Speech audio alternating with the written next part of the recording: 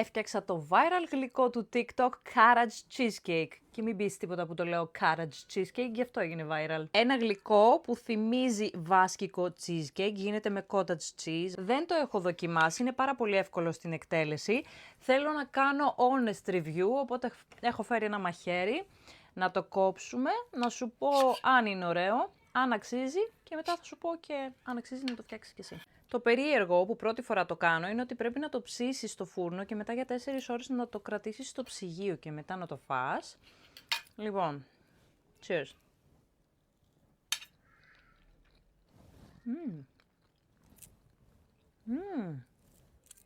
Λοιπόν, είναι πολύ ωραίο στην υφή, περίεργο αλλά ωραίο.